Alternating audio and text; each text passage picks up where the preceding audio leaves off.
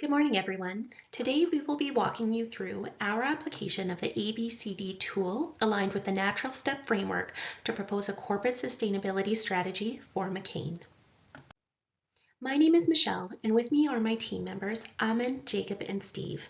Our agenda for this presentation includes an overview of McCain, sustainability challenges in the industry, a materiality assessment, solutions, KPIs, followed by recommendations and justifications.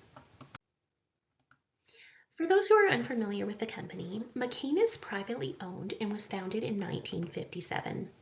McCain is the global leader in prepared potato products, with their products available in 160 countries. As of 2023, McCain was worth over $9 billion, and their goal is to make food and agricultural systems more sustainable.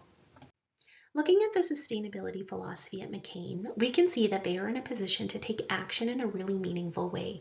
Here we have a message from the CEO, which reads, "Sustainability is at the heart of our purpose as a business, celebrating real connections through delicious, plant-friendly food, and it runs through our organizational values, family, authentic, trusted, and quality." Looking at the food processing industry, we can see that food production has an extremely large impact on the environment. Food production accounts for 26% of global greenhouse gas emissions. Half of the world's habitable land is used for agriculture.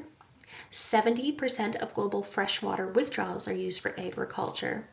And 78% of global ocean and freshwater eutrophication is caused by agriculture. And eutrophication is the pollution of waterways with nutrient-rich water.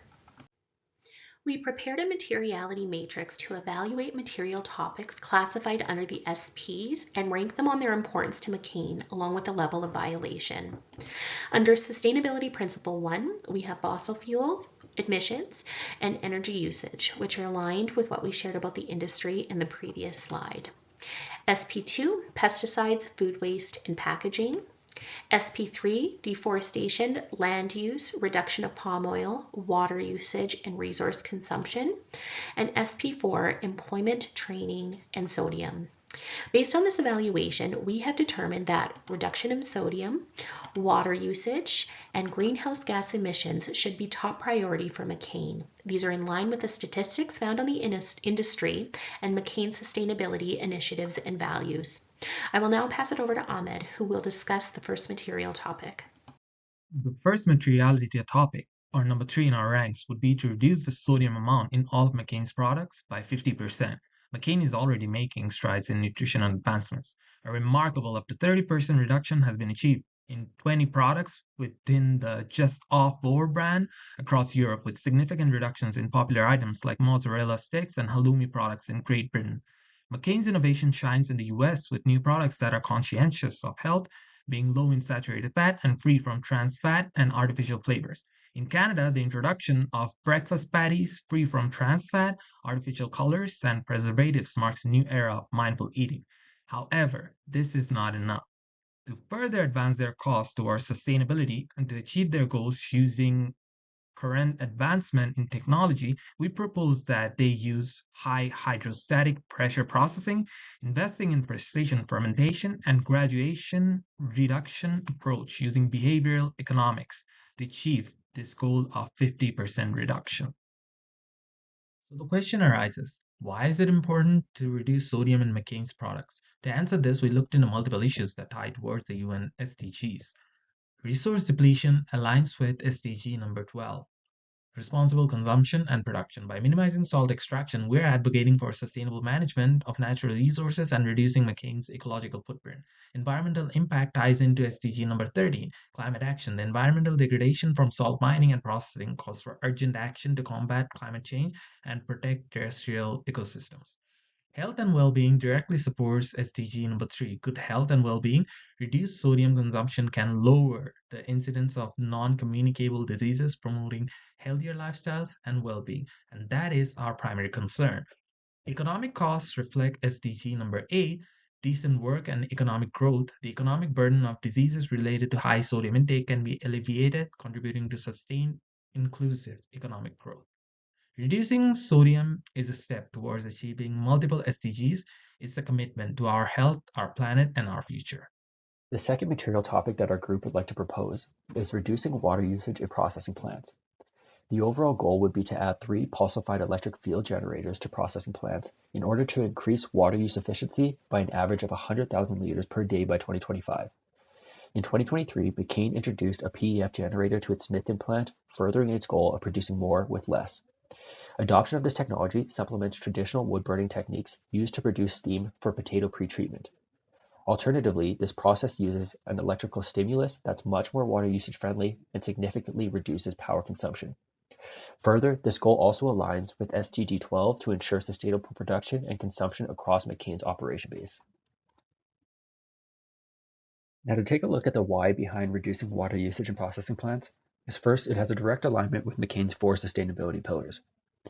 These PEF systems will reduce water usage by more than 100,000 liters per day, simultaneously saving each plant 276 tons of carbon emissions and 33,000 gigajoules of energy consumed per year. Electrical stimuli have also been shown to reduce oil absorption in potatoes, providing a fresher product after the frying process. As the PEF systems are smaller than traditional pretreatment equipment, there's also the additional of saving plant space and reducing overall working hazards. This brings us to our number 1 materiality item identified for McCain, which is a reduction in its value chain greenhouse gas emissions. Because of the significance of this sustainability issue, we recommend increasing the current goal set by McCain for a 30% reduction of emissions by 2030 to a 50% reduction. This will help to better align to the UN Sustainability Goal number 13 for immediate climate action and be an appropriate response to McCain's current ESG commitment success. McCain has already accomplished a 9.8% reduction in its internal operations emissions, placing it on track to hit a reduction commitment of 50% by 2030.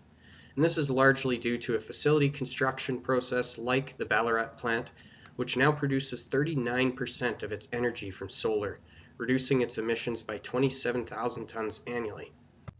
However, this success hasn't translated to the value chain emissions, which make up 77% of McCain's total emissions, meaning there is a far greater impact to be made by focusing on this issue, and with only having accomplished a 1.1% reduction in this area against the 2017 baseline, an aggressive focus should be taken.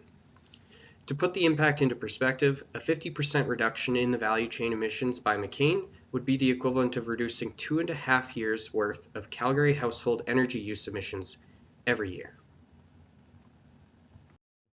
To further understand this material sustainability goal, we have conducted the force field analysis, which helped us understand the dynamics at play in McCain's sustainability efforts. Above the line, we can see the hindrances to GHG reduction, the size of operations, disposal and reclamation concerns, environmental regionality considerations, total cost, operational disruption, lack of long-term incentives. Below the line, we can see the helping forces in GHG reduction: technology innovation, private company, affordability of technology, value chain control, and incentive programs for green initiatives. Based on our force field analysis and research, we have identified 2 of the most important strategic focus areas, which are lack of infrastructure and technology innovation.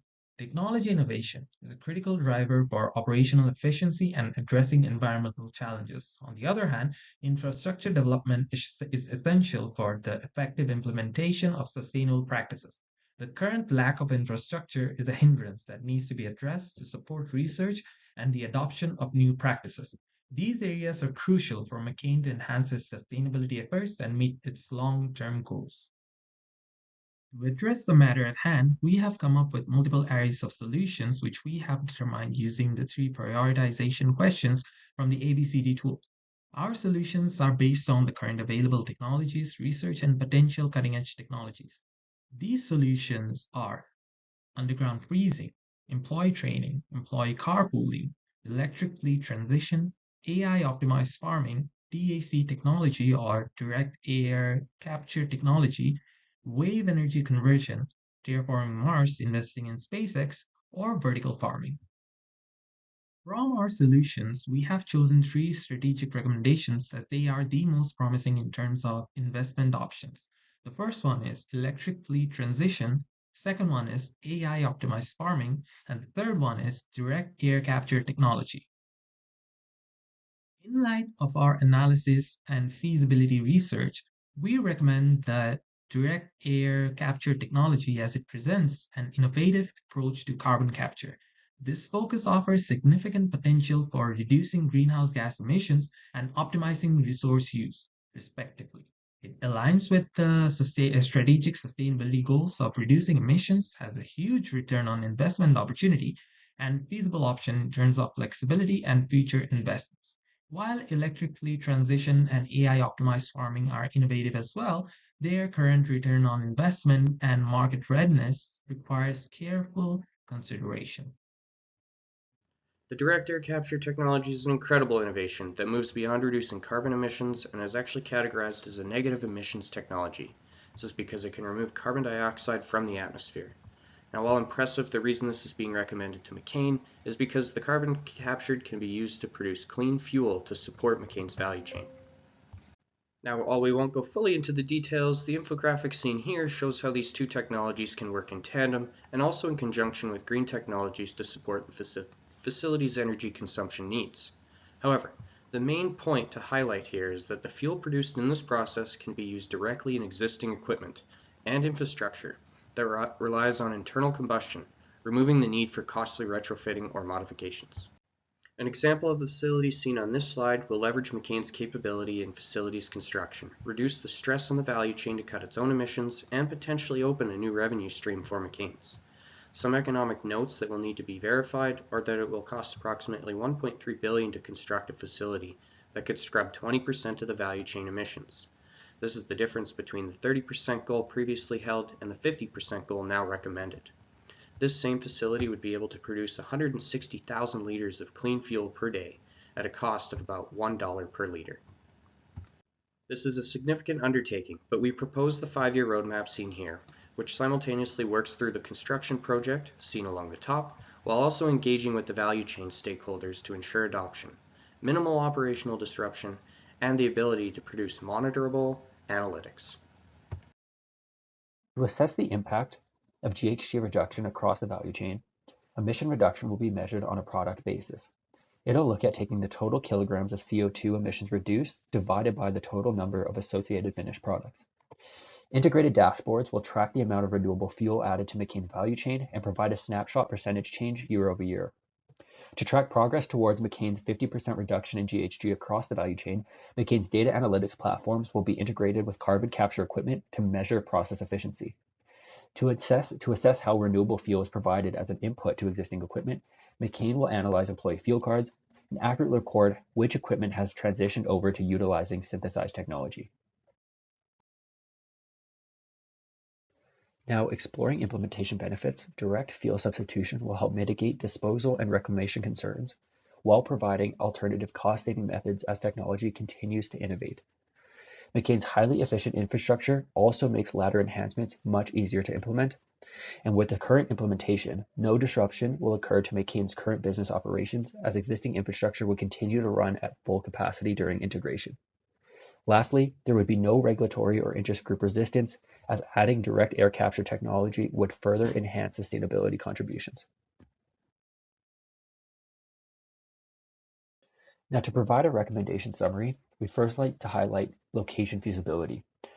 Pursuing facility development in regions of southern Alberta directly aligns with McCain's recent $600 million facility expansion, heavy in renewable energy and water management. By extending alternative fuel offerings to farmers, McCain not only strengthens stakeholder trust, but also reduces GHG emissions across another level of its value chain. Striving to enhance monitoring systems by 2028, McCain's ability to provide material evidence of GHG reduction will strengthen and further enhance logistical monitoring on a day-to-day basis. By staging direct air capture technology as a pilot project, McCain limits its capital investment risk and maintains its ability to further integrate CO2 capture technology throughout its 53 plant locations in the future.